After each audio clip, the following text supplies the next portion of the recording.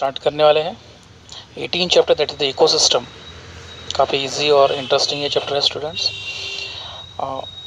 सबसे पहले can you recall में कुछ क्वेश्चन पूछे हैं, उसको देख लेंगे। विच factors do you find in the surrounding. हमारे सराउंडिंग में बहुत सारे फैक्टर्स को हम देखते हैं, उसमें से कुछ फैक्टर्स जो होते हैं वो लिविंग फैक्टर होते हैं, कुछ फैक्टर्स जो है वो नॉन लिविंग फैक्टर्स होते हैं। ठीक है, और ये लिविंग फैक्टर्स और नॉन लिविंग फैक्टर जो है ये दोनों कहीं ना कहीं हद तक के एक में से रिलेटेड होते हैं। ठीक है, मतलब लिविंग फैक्टर नॉन लिविंग के साथ में, non living factors living factors के साथ में ये हमेशा आपको रिलेटेड होते हुए दिखेंगे। यहाँ एक क्लासीफाई करने को बोला है, आप भी ये इजीली कर सकते हो नॉन लिविंग और लिविंग फैक्टर्स में। जैसे सनलाइट जो है ये नॉन लिविंग में है, सनफ्लावर जो है ये लिविंग में आएगा, एलिफेंट जो है ये लिविंग में आएगा, वेयरएज वाटर जो है नॉन लिविंग में आएगा, है ना। ग्रास जो है ये लिविंग में आएगा, स्टोन जो है नॉन लिविंग में आएगा। तो इसीलिए हम लिविंग और नॉन लिविंग फैक्टर्स को क्लासिफाई कर सकते हैं। तो देखा जाए तो इकोसिस्टम ये लिविंग थिंग्स और नॉन लिविंग थिंग्स या फिर दोनों फैक्टर्स के ऊपर ही घूमती है।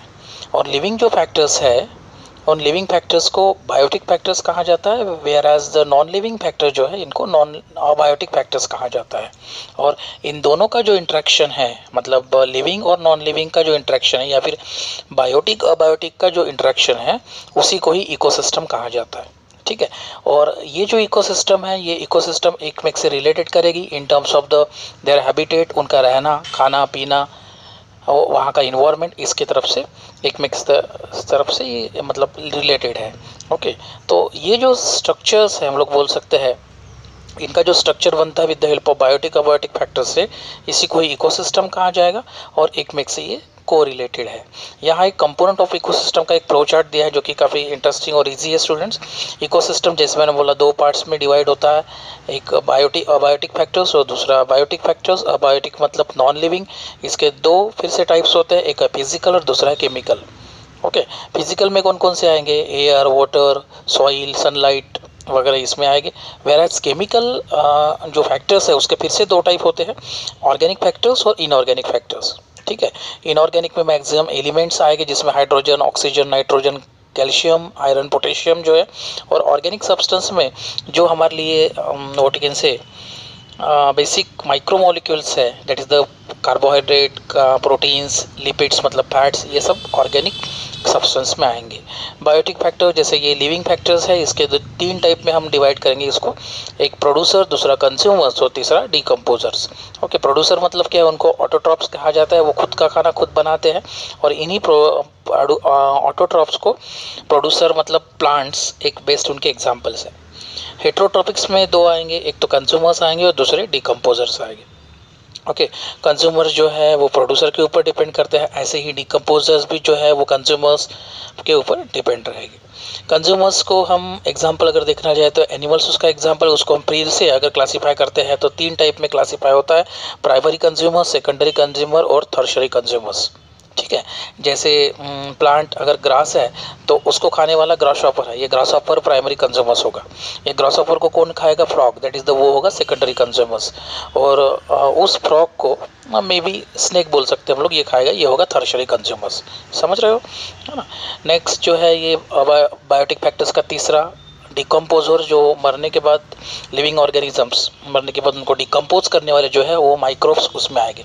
तो इस तरह से हम इजीली उसको क्लासीफाई कर सकते हैं, ये कंपोनेंट ऑफ इकोसिस्टम का पार्ट्स होगा। ओके, तो डिकम्पोजर का रोल सी वही है जिनको जो काम माइक्रोब्स करते हैं कि ऑर्गेनिक सब्सटेंस का इनऑर्गेनिक सब्सटेंस में कन्वर्शन करना with the help of micro organism, यही पर्पज़ है डिकम्पोजर्स का। अब हम देखेंगे स्ट्रक्चर्स ऑफ इकोसिस्टम। ये स्ट्रक्चर ऑफ इकोसिस्टम में अलग अलग टाइप्स के बायोटिक फैक्टर्स देखे, और ये बायोटिक फैक्टर्स डिपेंड करेंगे उनके कैपेसिटीज़ के ऊपर in terms of their adaptations. Okay, क्योंकि कुछ माइक्रो ऑर्गेनिज्म को ऑक्सीजन की रिक्वायरमेंट होती है, कुछ माइक्रो ऑर्गेनिज्म की ऑक्सीजन की रिक्वायरमेंट नहीं होती है ना, जिसे एरोबिक और नॉन एनारोबिक रेस्पिरेशंस कहा जाएगा। या फिर जैसे कुछ प्लांट्स को काफ़ी सारे लाइट चाहिए, कुछ प्लांट्स को कम लाइट चाहिए, वो शैडो के अंदर भी, जरा छाँव के अंदर भी वो रह सकते हैं। तो इस तरह से हर एक का एडॉप्टेशन अलग है, और हर एक के एडॉप्टेशन की कैपेसिटी के हिसाब से फिर उनके अलग अलग बायोटिक फैक्टर्स के ये बोल सकते हैं हम लोग अलग अलग वेज बोल सकते हैं, है ना। तो जैसे हर एक और एवरी अबायोटिक जो फैक्टर्स है उसका परिणाम बायोटिक फैक्टर्स के ऊपर होता है, और जो अबायोटिक फैक्टर्स है अबायोटिक फैक्टर्स के ऊपर बायोटिक फैक्टर्स डिपेंडेंट रहेंगे। ठीक है, जैसे अगर बात करो कि हमें अगर खाना चाहिए तो उसके लिए क्या चाहिए, प्लांट्स हम लगाएंगे, लेकिन प्लांट्स के लिए क्या चाहिए, सूरज की रोशनी चाहिए, पानी चाहिए, सॉइल चाहिए। तो ये सभी चीज़ें क्या है, ये अबायोटिक फैक्टर्स है। That means abiotic factors he decide करेगा कि बायोटिक फैक्टर्स को किस तरह से सर्वाइव किया जाएगा। Okay, in terms of the numbers के रूप में भी हम बोल सकते हैं। ये जो अबायोटिक फैक्टर्स का प्रोपोर्शन भी डिपेंड करेगा बायोटिक फैक्टर्स के ऊपर। ओके, हमारे सराउंडिंग में बायोटिक फैक्टर्स भी है और अबायोटिक फैक्टर्स भी है, और उनके सही मायने में कॉर्ड इंटरेक्शन से ये इकोसिस्टम स्मूथली चल सकता है, हम बोलेंगे। ओके, नेक्स्ट जो है नीचे यहाँ दिए हुए हैं, जिसमें positions of any living organism in a context to other living organism and the role is called as is नीचे भी इसमें कहा जाएगा। जैसे एक एग्जाम्पल दिया है कि सनफ्लावर प्लांट्स का। सनफ्लावर प्लांट्स क्या करता है, ये गार्डन में लगता है ना, कि ऑक्सीजन, जो एयर के अंदर जो ऑक्सीजन है वो हमें देगा, कार्बन डाइऑक्साइड को लेगा। ओके, तो और उसके बाद उसके ऊपर भी काफ़ी सारे इंसेक्ट भी डिपेंड होते हैं, है ना। हनी बीज हमें बोल सकते हैं या फिर एंड बोल सकते हैं, पॉलिनेशन से प्रोसेस आप जानते हो, है ना। तो उनके लिए ये भी इंसेक्ट भी इनके ऊपर डिपेंड है। या फिर और सिंपल बताना जाए, जैसे मैंने बोला कि ग्रॉसहॉपर और फ्रॉग, ये कैसे एक मेक के नीचे हम बोल सकते हैं, एक मेक से रिलेटेड ये फैक्टर्स आएंगे। यहाँ नेक्स्ट जो है इंटरेक्शन फैक्टर्स का इकोसिस्टम में कैसा होता है वो डायग्राम दिया है, मैं यहाँ एक्सप्लेन करता हूँ। जैसे अबायोटिक फैक्टर्स, अबायोटिक मतलब नॉन लिविंग्स, नाइट्रोजन है, न्यूट्रिएंट है, कार्बन डाइऑक्साइड है, वाटर्स है, मिनरल्स है। ये हमें एयर से भी मिलते हैं, सन से भी मिलते हैं, या फिर लैंड से भी मिलेंगे। सिंथेसिस के माध्यम से प्लांट्स क्या करते हैं, उसे रिसीव करते हैं, है ना, और जिसके थ्रू उनका फूड प्रोडक्शंस करते हैं। ठीक है, प्लांट्स खुद का खाना खुद बनाते हैं, हम जानते हैं। और उसके बाद उन प्लांट्स के ऊपर या फिर उन प्रोड्यूसर्स के ऊपर बायोटिक फैक्टर्स डिपेंड होते हैं, है ना। मतलब प्लांट्स को खाने वाले हैं, प्रोड्यूसर को खाने वाले हैं प्राइमरी कंज्यूमर्स के ऊपर है सेकेंडरी कंज्यूमर्स के ऊपर है टर्शरी कंज्यूमर्स, है ना। तो जैसे जैसे एक में के ये डिपेंड है, वैसे वैसे क्या हो रहा है, हीट जो है, heat in terms of the energy release हो रही है। प्लांट्स ने क्या किया, एनर्जी रिसीव किया फ्रॉम द अबायोटिक फैक्टर से। ओके, वो जो एनर्जी है प्लांट्स के पास, अब जो एनर्जी है वो रिसीव की किसने, बायोटिक फैक्टर्स ने, गोड बोल सकते हैं हम लोग, है ना। उसको कौन खाएगा, अगर टाइगर खाता है तो टाइगर ने उससे एनर्जी ली।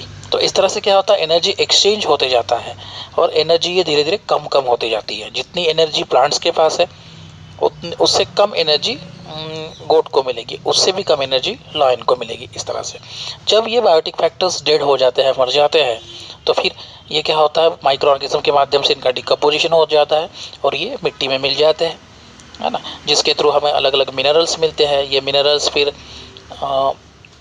सॉइल में बोल सकते हैं हम लोग, वाटर में बोल सकते हैं, एयर में फिर से मिक्स हो जाते हैं। तो इस तरह से ये साइकिल चलते रहता है, जो कि एक बेस्ट इंट्रैक्शन के रूप में हम इसे जाना जाएंगे। ओके, नेक्स्ट आप देखोगे कि यहाँ दिया हुआ है कि मोस्ट ऑफ द इकोसिस्टम, कुछ इकोसिस्टम जो है वो सिंपल होता है, कुछ इकोसिस्टम जो है कॉम्प्लेक्स है। इंडिया ये जो कंट्री है ये ट्रॉपिकल कंट्री है, मतलब इसमें सब टाइप के आपको कुछ स्पीसीज जो है वो लार्ज अमाउंट में मिलेंगे, कुछ एनिमल्स प्लांट्स जो है उनकी संख्या बहुत ज़्यादा मिलेंगी, कुछ स्पीसीज ऐसे हैं जिनकी संख्या काफ़ी कम रहेगी। इस तरह से वेराइटी आपको यहाँ देखने को मिलता है, और खुद अर्थ भी एक बेस्ट वास्ट एक इकोसिस्टम हम लोग बोल सकते हैं। तो ये इकोसिस्टम डिपेंड करेंगी वहाँ के जगह के ऊपर, वहाँ के इन्वायरमेंट के ऊपर, वहाँ के क्लाइमेट के ऊपर, वहाँ के साइज़, वहाँ के प्लेस के ऊपर, वो सभी डिपेंड करती है। और इसी कारण से इकोसिस्टम के अलग अलग टाइप्स बनते हैं, as per their size, as per their requirement, as per their plants animals के हिसाब से। ठीक है, तो इकोसिस्टम इस बायोस्फीयर में, या फिर हम बोल सकते हैं कि अर्थ में अलग अलग टाइप के इकोसिस्टम है, हर एक का अपना अपना एक फंक्शंस है, और उस फंक्शंस में वो अपने अपने रोल को कैरी करता है। कहीं ना कहीं हद तक के ये इकोसिस्टम एक में एक से रिलेटेड भी है स्टूडेंट्स। ओके, तो हाँ, लेकिन हम उनको इजीली इस तरह से सेपरेट नहीं कर सकते, लेकिन यस हम उसे क्लासिफाई कर सकते हैं। ओके, यहाँ लुकिंग बैक में एक अच्छी इंफॉर्मेशन दी है, अगर आप देखते हो तो, कि 1930 में रे क्लैफॉर्म को एक क्वेश्चन पूछा गया था कि जो ये बायोटिक अबायोटिक फैक्टर्स है या फिर फिजिकल और बायोलॉजिकल फैक्टर एक एक से जो कोरिलेटेड है, इंटर रिलेशनशिप है, इनको एक वर्ड में अगर कहोगे तो क्या कहोगे आप? तो उन्होंने काफ़ी आंसर सिंपल और अच्छा दिया था। दैट इज़ द, उन्होंने कहा था उस इंट्रैक्शन को हम कहेंगे इकोसिस्टम। आज भी हम यही वर्ड का इस्तेमाल करते हैं, और इकोसिस्टम का अगर दूसरा नाम है तो उसे बायोटिक कम्युनिटी भी कहा जाएगा स्टूडेंट्स। ठीक है, तो ये जो इकोसिस्टम है अर्थ के ऊपर, अब देखोगे रीजन ऑफ द अर्थ काफ़ी सारे क्लाइमेटिक अबायोटिक फैक्टर्स है, और जिसके ऊपर से हम इकोसिस्टम के स्पेसिफिक एरिया को अगर हम लार्ज अमाउंट में देखा तो उनको हर एक इकोसिस्टम के लार्जली अमाउंट के बायोमास कहेंगे। तो बायोमास के अंदर छोटे छोटे इकोसिस्टम्स है। ओके, और वो जो इकोसिस्टम्स है, खुद अर्थ भी एक काफ़ी ब्रॉडली इकोसिस्टम है, और इस अर्थ के इकोसिस्टम को अगर हम बायोस के रूप में देखेंगे, बायोमास के रूप में, तो दो टाइप के इकोसिस्टम आपको दिखेंगे, बायोमास दिखेंगे, एक है लैंड और दूसरा है एक्वेटिक। ठीक है, तो लैंड बायोमास और एक्वेटिक बायोमास जो है वो हम या आज लैंड बायोमास देखेंगे। लैंड बायोमास में स्पेशली क्या होगा, तो वहाँ देखने को मिलेगा आपको कि इसमें लैंड से रिलेटेड जो लिविंग ऑर्गेनिज्म का इंट्रैक्शन है वो यहाँ देखने को मिलेगा, और वो पूरी तरह से लैंड में रहेगा, और इस कारण से इसको लैंड बायोमास कहा जाएगा। ठीक है, वहाँ इक्वल वो बायोमास के अंदर, लैंड बायोमास के अंदर फिर से अलग अलग टाइप्स के इकोसिस्टम है, जैसे ग्रासलैंड है, एवरग्रीन फॉरेस्ट है, डेजर्ट्स है, आइसलैंड है, आइसलैंड मतलब टुंड्रा इकोसिस्टम भी उसे कहा जाएगा। ओके, ताइगा इकोसिस्टम है, ट्रॉपिकल रेन फॉरेस्ट इकोसिस्टम भी उसमें इन्वॉल्व होगा। ठीक है, तो आज हम देखेंगे कि ग्रासलैंड इकोसिस्टम, ग्रासलैंड मतलब क्या होता है, वहाँ जो पानी है वो पानी लिमिटेड में होता है, कम होता है हम लोग बोलेंगे, जिस कारण से उन वहाँ के जो ट्रीज़ है वो ऐसे छोटे छोटे होते हैं, छोटे छोटे जैसे ग्रास वगैरह लगते हैं उस टाइप के वहाँ ग्रोथ ज़्यादा होती है। और ऐसे समय पे उन्हीं ड्राफ्ट प्लांट, छोटे छोटे जो प्लांट्स है उनके ऊपर ही रहने वाले एनिमल्स वहाँ देखने को मिलेंगे, जैसे गोट, शिप, जिराफ, जेब्रा, एलिफेंट है, और फिर उनके ऊपर उनको खाने वाले जो टाइगर, लॉयन आपको यहाँ देखने को मिलेंगे।